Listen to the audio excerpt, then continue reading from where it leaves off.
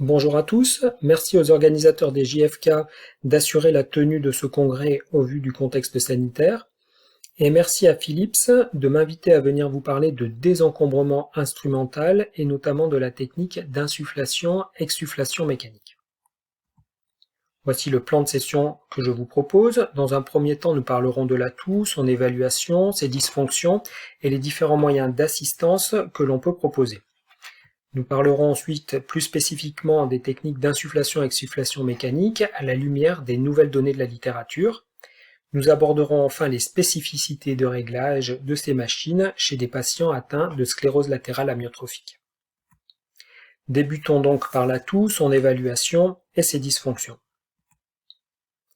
Le mécanisme de l'atout peut être divisé en trois phases. Une phase inspiratoire dans laquelle on va prendre un grand volume pulmonaire que l'on appellera volume prétussif et qui correspond à plus de 60 à 80% du volume pulmonaire. S'ensuit une phase de compression, une fermeture glottique associée à un début d'activation des muscles expiratoires va entraîner une montée en pression dans le système thoracopulmonaire. S'ensuit une phase d'expulsion. La poursuite du travail des muscles expiratoires et l'ouverture brutale de la glotte vont générer l'atout. L'inefficacité de l'atout peut être en lien avec une perturbation de l'une ou plusieurs de ces trois phases. On peut tout d'abord avoir une diminution d'amplitude de la phase inspiratoire en lien avec une faiblesse des muscles inspiratoires ou une diminution de la souplesse thoracopulmonaire. Je vous invite à vider vos poumons et à tousser. Vous venez de mimer la toux que peuvent réaliser les patients atteints de pathologies neuromusculaires entraînant une faiblesse de leurs muscles inspiratoires. On peut également avoir une insuffisance de contrôle glottique, notamment dans les pathologies avec atteinte bulbaire, et ce sera le cas dans certaines scléroses latérales amyotrophiques. Nous pouvons enfin avoir une faiblesse des muscles expiratoires. Il est donc important d'évaluer cette toux et un moyen simple pour le faire est de mesurer le débit expiratoire de pointe à la toux. Pour ce faire, il suffit de relier un PICFLO à un masque nasobuccal et demander au patient de tousser à travers ce dispositif.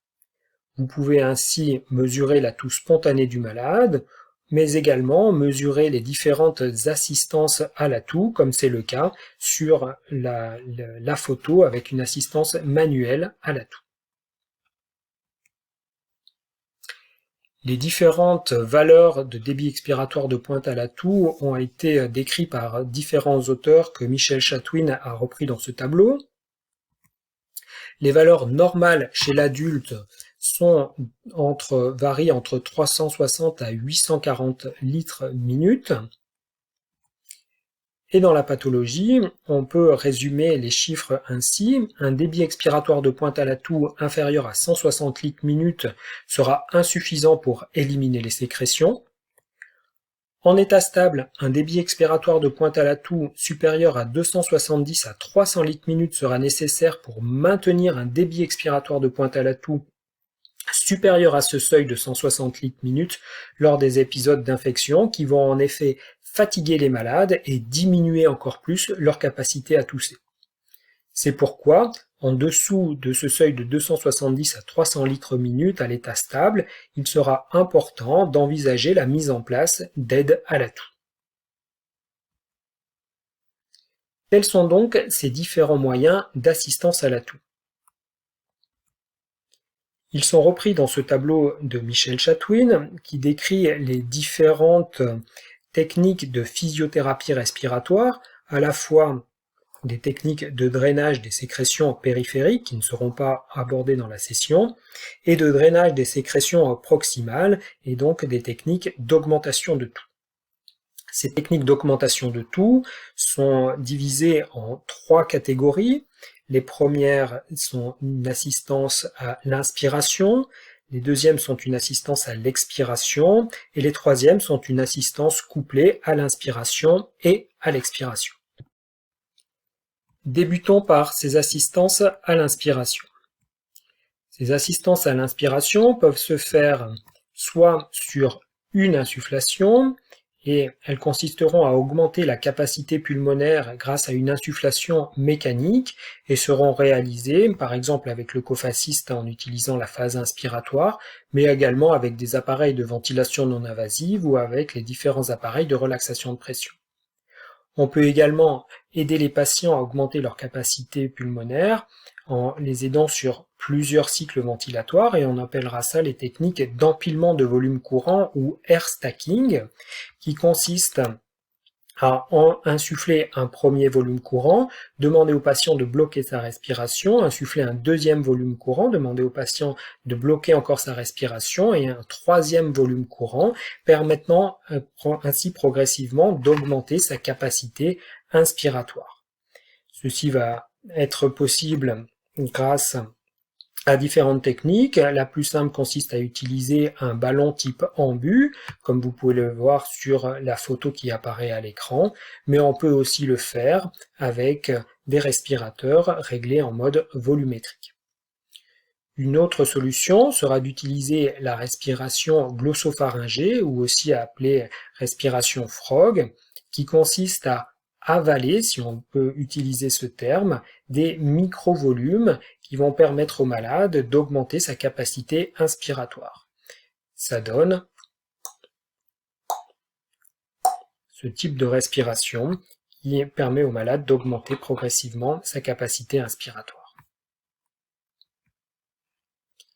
Les différentes techniques d'aide à la toux ont été évaluées déjà par John Bach en 1993 et dans ce travail, il montrait que une aide manuelle à la toux, une aide manuelle expiratoire à la toux augmentait déjà les débits expiratoires de pointe à la toux, mais une technique d'hyperinsufflation associée à une aide manuelle augmentait encore plus, mais la technique qui augmentait le plus les débits expiratoires de pointe à la toux étaient les techniques d'insufflation-exsufflation mécanique associées à une aide manuelle à la toux. De mêmes résultats ont été publiés plus récemment par Michel Chatwin en 2003, qui montrent que dans une population adulte, mais également dans une population pédiatrique, la technique qui augmente le plus les débits expiratoires de pointe à la toux est les techniques d'insufflation, exsufflation mécanique associées à des techniques manuelles expiratoires. Plus récemment, en 2014, Mathieu Lacombe montre des résultats légèrement différents. Il montre que chez certains patients, l'insufflation mécanique associée à une aide expiratoire manuelle donne parfois de meilleurs résultats que l'insufflation-exsufflation mécanique associée elle aussi à une aide expiratoire manuelle. En effet, chez les patients pour qui l'insufflation associée à une compression manuelle redonne déjà un débit expiratoire de pointe à la toux supérieur à 5 litres par seconde, soit 300 litres minute, il n'y a pas de bénéfice à utiliser en plus l'exsufflation mécanique, qui donne même de moins bons résultats. En effet, l'effort déjà important de toux généré par cette insufflation vient perturber l'effet de l'exsufflation et donc donne de moins bons résultats.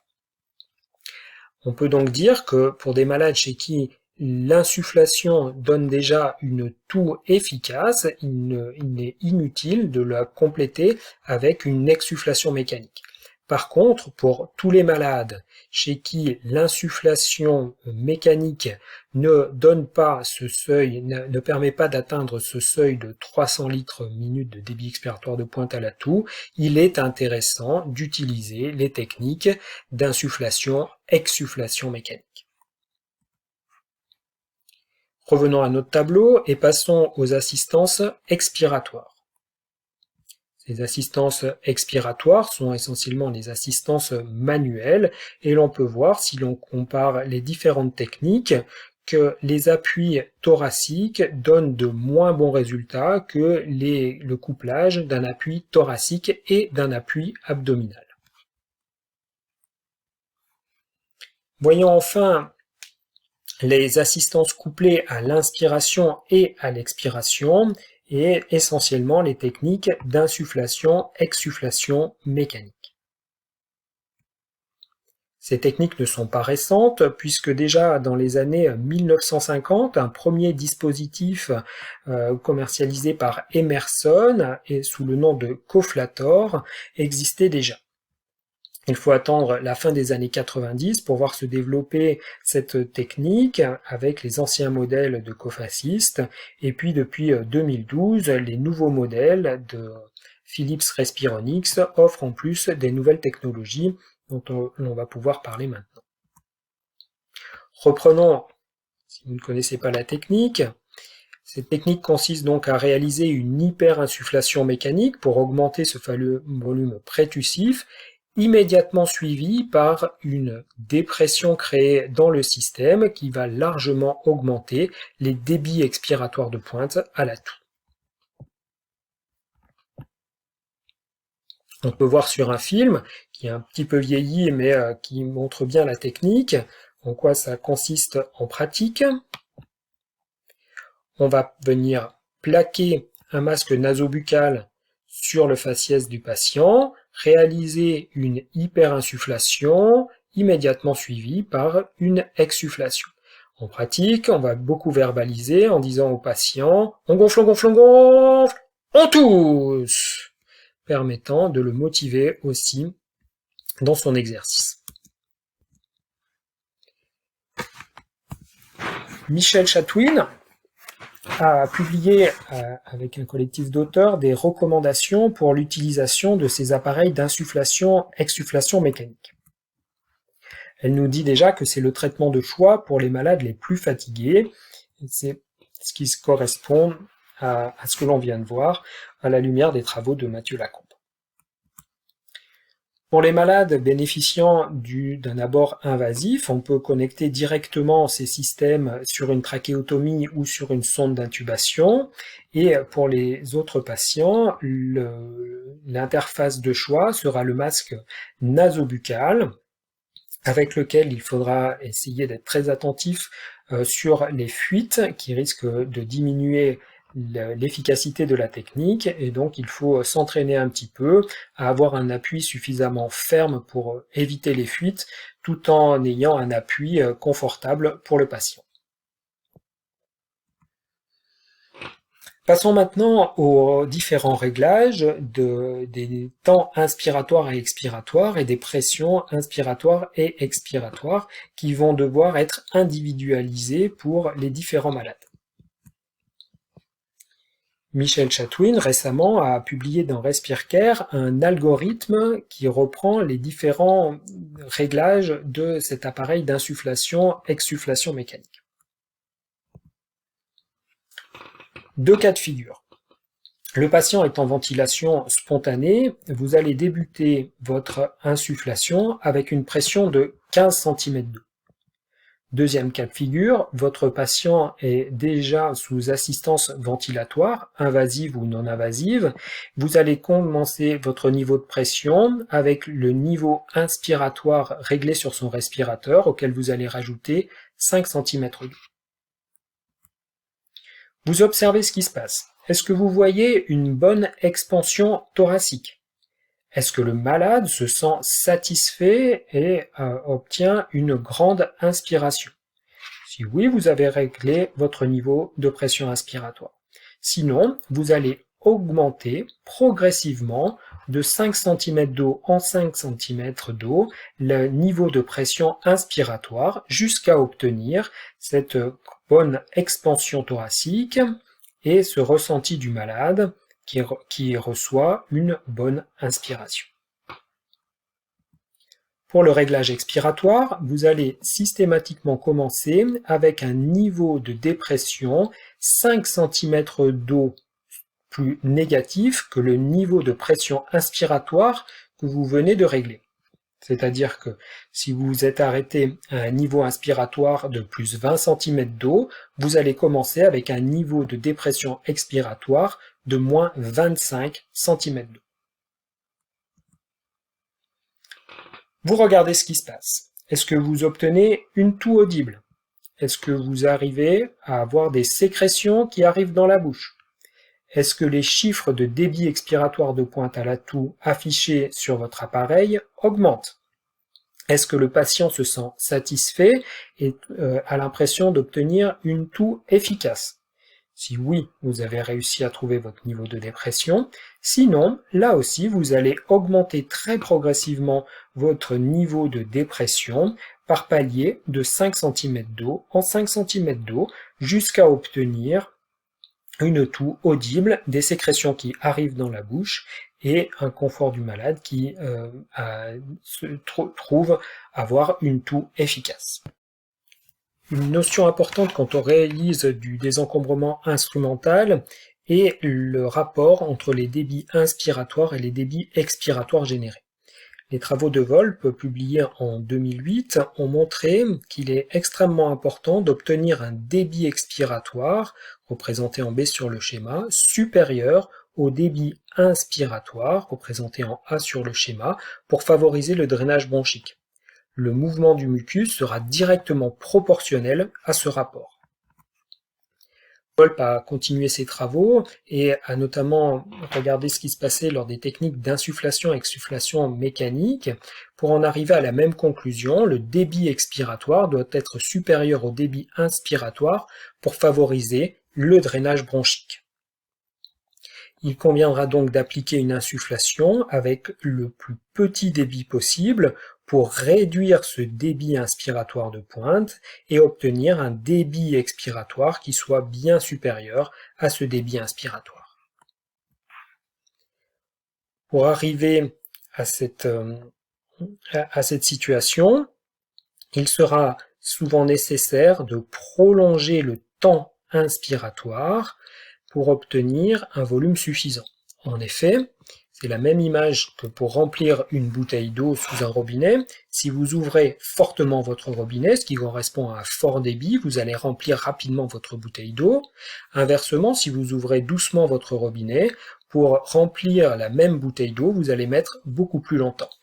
Il faudra donc trouver un compromis entre un débit inspiratoire entraînant un temps inspiratoire prolongé et la capacité du patient à supporter justement un temps inspiratoire prolongé. C'est ce qui va vous permettre d'obtenir la technique la plus efficace. Dans l'algorithme de Michel-Chatwin, les temps proposés initialement sont de débuter avec une insufflation de 1 seconde, une exsufflation de 1 seconde et un temps de pause d'1 seconde également. On observe ce qui se passe. Est-ce que l'insufflation est suffisamment longue pour arriver à un équilibre et à une bonne expansion thoracique? Est-ce que l'expiration est suffisamment courte pour obtenir un bon débit expiratoire? Et est-ce que le temps de pause est suffisant par rapport au confort du malade?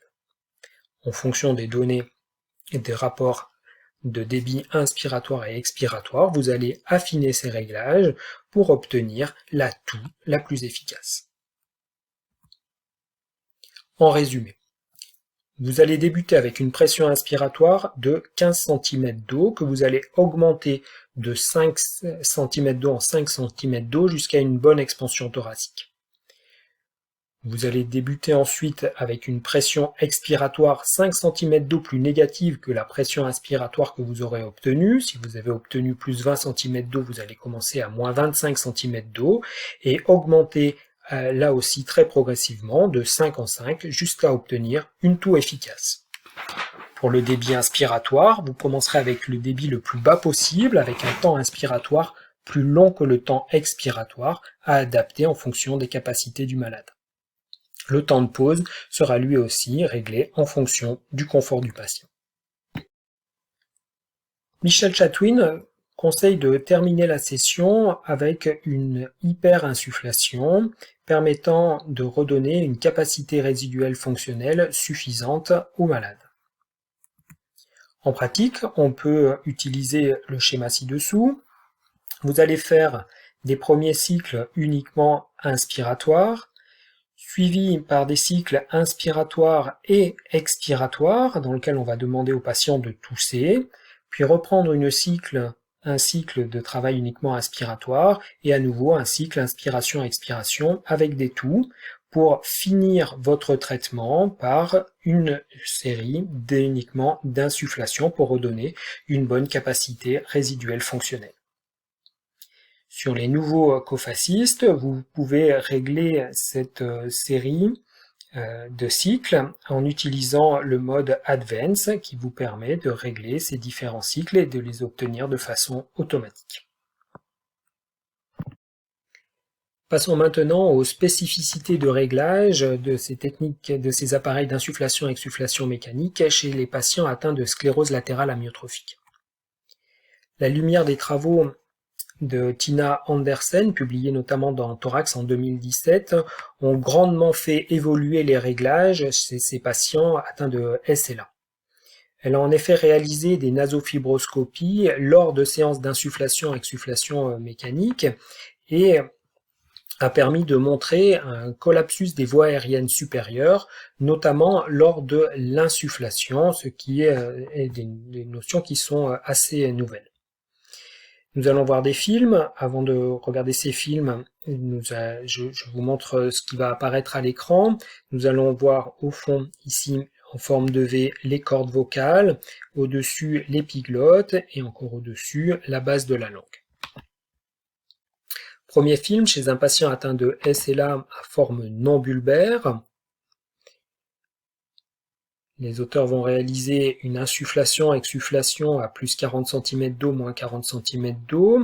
Quand on regarde au ralenti, on voit que lors de l'insufflation, les cordes vocales sont bien ouvertes, permettant à l'air de rentrer dans les voies aériennes, et lors de l'exsufflation, les cordes vocales s'ouvrent bien, permettant d'obtenir un débit expiratoire de pointe à la toux efficace et une remontée des sécrétions. Chez un autre patient, lui atteint de sclérose latérale amyotrophique à composante bulbaire, la même série d'insufflation et exsufflation à plus 40 cm d'eau, moins 40 cm d'eau, va nous montrer lors de l'insufflation une adduction des cordes vocales et une fermeture de ces voies aériennes supérieures lors de l'insufflation, limitant grandement la rentrée de l'air dans les voies aériennes inférieures et donc ne permettant pas d'obtenir un volume prétussif satisfaisant. Les auteurs ont donc décrit des adductions des cordes vocales lors de l'insufflation ou alors des fermetures au niveau de l'épiglotte ou des replis ari-épiglottiques ou encore des perturbations au niveau de la base de la langue et de l'hypopharynx. Tous ces mécanismes entraînant donc une fermeture des voies aériennes supérieures lors de l'insufflation, empêchant justement cette insufflation et rendant la technique complètement inefficace. Pour limiter le plus possible cette fermeture des voies aériennes supérieures lors de l'insufflation, les auteurs proposent différentes techniques. La première consiste à activer un trigger inspiratoire que l'on appellera cough track sur les appareils cofascistes. Alors pour l'activer, dans vos machines, vous allez dans le menu déroulant, vous tombez sur cough track et vous l'activez. Ce cough track va permettre d'activer un trigger inspiratoire qui va détecter le début de l'inspiration du malade et déclencher le cycle inspiratoire à ce moment-là lorsque le malade en aura fait la demande. Ceci permet de synchroniser la machine à la demande du patient et va donc déjà diminuer cette tendance à la fermeture des voies aériennes supérieures lors de l'insufflation. Les réglages suivants proposés par les auteurs sont de diminuer le plus possible le débit inspiratoire. On l'a déjà vu qu'il est important de le diminuer d'après les travaux de Wolf. Mais là, dans le cas de la sclérose latérale amyotrophique, l'intérêt de diminuer les débits inspiratoires est vraiment de limiter le plus possible cette tendance à une fermeture des voies aériennes lors de l'inspiration. On va également diminuer la pression inspiratoire pour obtenir le moins d'adduction de ces cordes vocales, et enfin augmenter le plus possible le temps inspiratoire pour permettre quand même à l'air de rentrer à l'intérieur des voies aériennes inférieures.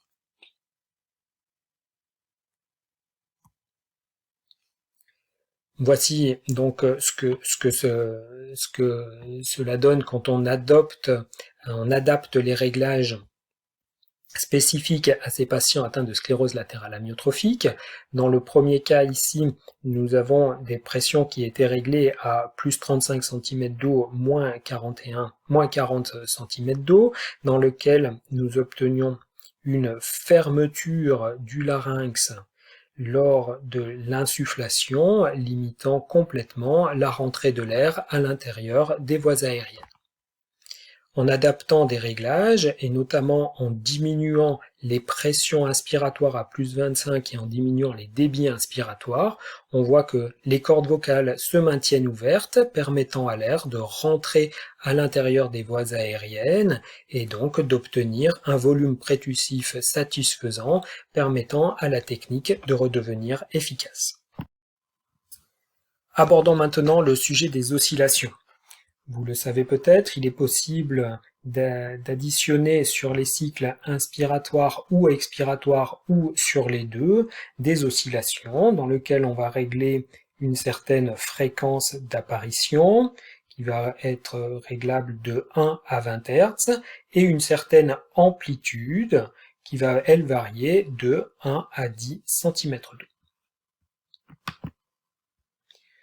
Peu de littérature sur ces oscillations, essentiellement les travaux de Sancho. Les premiers datent de 2016, dans lesquels les auteurs ont additionné des oscillations d'une amplitude de 10 cm d'eau et d'une fréquence de 15 Hz à l'inspiration, à l'expiration, et couplé à l'inspiration et à l'expiration lors de séances d'insufflation-exsufflation mécanique chez des patients atteints de sclérose latérale amyotrophique. Les auteurs ont tout d'abord montré que ces oscillations n'avaient pas d'effet délétère, mais ils montrent également que ces oscillations ne modifient pas les débits expiratoires de pointe à la toux obtenus chez les patients atteints de sclérose latérale amyotrophique. La critique que l'on peut faire de ces travaux, c'est qu'ils ne tenaient pas compte des travaux de Tina Andersen qui ont été publiés ultérieurement, dans lesquels on demande d'adapter les débits et les pressions chez ces malades atteints de sclérose latérale amyotrophique pour éviter la fermeture des voies aériennes lors de l'inspiration. En effet, dans ces travaux, Jesus Sancho travaille avec des pressions inspiratoires qui sont de 40 cm d'eau, certainement supérieures à ce que l'on devrait proposer aux patients atteints de sclérose latérale amyotrophique. Cet auteur a poursuivi ses travaux et a publié deux autres articles sur l'addition de ces oscillations chez des malades atteints de sclérose latérale amyotrophique. Dans le premier travail, il montre que l'addition de ces oscillations ne permettait pas de réduire des procédures invasives de gestion des sécrétions chez ces patients-là, c'est-à-dire notamment des fibroscopies. Et il a réalisé ces mêmes travaux chez ces malades, mais cette fois trachéotomisés, chez qui il ne montre pas non plus de diminution des infections respiratoires, de diminution des admissions à l'hôpital, ou là encore une fois, de nécessité de réaliser des bronchoscopies pour gérer les sécrétions chez ces patients atteints de sclérose latérale amyotrophique. Tina Andersen, dans ses travaux, est moins catégorique sur l'intérêt de ces oscillations et en montre un potentiel intérêt. Elle en a fait observer des cas complètement différents chez ces malades lors de ces nasofibroscopies, en montrant à la fois des adductions sévères lors de l'addition de ces oscillations, mais également une abduction lors de l'insufflation et de l'exsufflation, peut être observé grâce à l'addition de ces oscillations, et notamment des oscillations autour de 10 Hz lors de la phase inspiratoire permettaient chez certains malades d'avoir une meilleure stabilité de l'ouverture laryngée. Il convient donc de réaliser des travaux supplémentaires pour avoir des meilleures recommandations sur l'utilisation de ces oscillations. Actuellement, donc, en pratique clinique, ce que l'on peut faire, on a vu que l'addition de ces oscillations n'avait pas d'effet indésirable, d'effet délétère.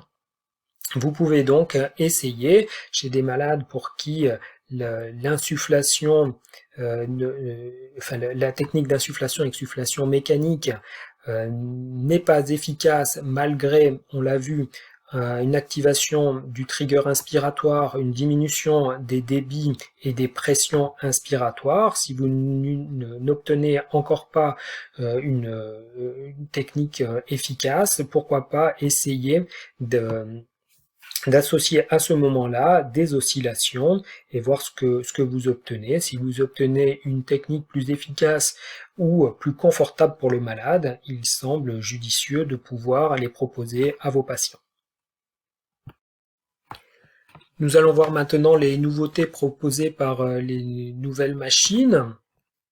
Vous trouvez à l'intérieur des machines une carte SD qui peut enregistrer vos séances et qui peut être lue grâce à un logiciel de lecture de courbes dédié à cet effet. Voilà différents exemples d'enregistrements qui peuvent être réalisés. Nous allons détailler. Regardons pour débuter ce qui peut se passer sur des courbes normales. Donc sur la courbe de pression, nous avons la pression inspiratoire et la dépression expiratoire générée par la machine, ce qui permet d'obtenir des débits inspiratoires et expiratoires. Ceux qui ont l'habitude de lire des courbes de débit sont peut-être surpris de voir les débits inspiratoires apparaître en bas. C'est vrai qu'ils sont inversés sur les machines, il faut juste s'habituer à les lire. Donc on a bien un débit inspiratoire suivi par un débit expiratoire. Sur la courbe normale, nous voyons que cela tient bien compte des travaux de Volpe. Le débit inspiratoire est bien inférieur au débit expiratoire de pointe obtenu, permettant d'obtenir la meilleure mobilisation des sécrétions. Regardons une deuxième courbe dans laquelle nous allons pouvoir essentiellement travailler sur la gestion des temps inspiratoires. Lorsque nous réglons un temps inspiratoire, il est intéressant d'obtenir sur la courbe de débit une courbe qui revient bien jusqu'à 0. Ceci permet d'avoir la meilleure insufflation. Sur cette courbe, vous voyez que la courbe de débit inspiratoire ne revient pas progressivement jusqu'à 0, mais à ce point-là, ça s'arrête et rejoint immédiatement le 0 pour passer à la phase expiratoire. Cette cassure ici montre que le temps inspiratoire a été trop court et mériterait d'être prolongé pour obtenir une inspiration de meilleure qualité. Inversement, si sur la courbe de débit, l'inspiration se prolonge et reste sur le niveau 0 pendant un temps un peu long, cela signifie que le temps inspiratoire a été trop long et peut-être être source d'inconfort pour le malade et mériterait certainement d'être adapté. Autre exemple, courbe de débit, l'inspiration est de qualité avec un débit qui revient bien jusqu'à 0. Et puis on voit apparaître des cassures sur la courbe de débit expiratoire, témoignant d'une instabilité des voies aériennes supérieures et d'un collapsus de ces voies aériennes supérieures. On a vu lors des travaux de Tina Andersen qu'on peut obtenir une fermeture des voies aériennes lors de l'insufflation, ce n'est pas le cas sur cette courbe, mais là il se passe des choses sur l'expiration, et c'est des travaux qui avaient déjà été montrés par Sancho en 2004, qui avait réalisé des coupes scanographiques chez des patients atteints de SLA bulbaire lors de séries d'insufflation-exsufflation mécanique, et il avait montré qu'on obtenait lors de l'exsufflation une possible fermeture de ces voies aériennes, empêchant l'expiration d'être efficace, et elles apparaissaient essentiellement avec des niveaux de dépression assez importants, de l'ordre de moins 40 cm d'eau, et vous pouvez donc objectiver l'apparition de ces instabilités des voies aériennes sur vos courbes grâce à ces à-coups dans les débits expiratoires. Autre courbe, l'addition d'oscillations à l'inspiration et à l'expiration peut être enregistrée, et vous pouvez du coup essayer de voir les bénéfices ou non de ces oscillations. Et c'est ce qu'on a dit, il y a beaucoup de travaux à faire maintenant pour essayer de voir l'intérêt de ces oscillations, notamment chez les patients SLA, avec une fermeture des voies aériennes lors des insufflations et des exsufflations. En conclusion, on peut dire qu'il ne faut plus appliquer de réglage standard pour cette technique d'insufflation-exsufflation mécanique. Au contraire, vous allez prendre le temps pour une titration individualisée des différents paramètres. Pour la pression inspiratoire, on le rappelle, vous commencez à plus 15 cm d'eau et vous l'augmentez de 5 en 5 jusqu'à obtenir une bonne expansion thoracique. Pour la pression expiratoire, vous allez commencer 5 cm d'eau de façon plus négative par rapport à la pression inspiratoire que vous avez réglée, c'est-à-dire que si vous avez trouvé plus 20 de pression inspiratoire, vous allez débuter à moins 25 de dépression expiratoire, et là encore une fois, vous allez l'augmenter de 5 en 5 jusqu'à obtenir une toux efficace. Pour les temps inspiratoires et expiratoires et le réglage du débit, nous avons vu que vous allez devoir travailler avec des débits inspiratoires les plus bas possibles, ce qui entraîne une augmentation du temps inspiratoire, et donc un temps inspiratoire qui va être plus long que le temps expiratoire, afin d'obtenir des débits inspiratoires inférieurs au débit expiratoire pour obtenir une bonne mobilisation des sécrétions, comme l'a décrit Volp. Il faudra enfin réévaluer régulièrement l'efficacité de vos réglages qui, avec l'évolution des pathologies de vos patients, peuvent devenir inadaptés et méritent un ajustement régulier.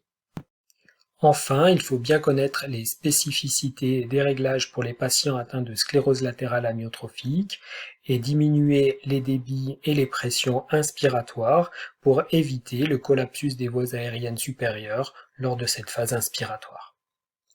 Je vous remercie de votre écoute et je reste à votre disposition pour les questions.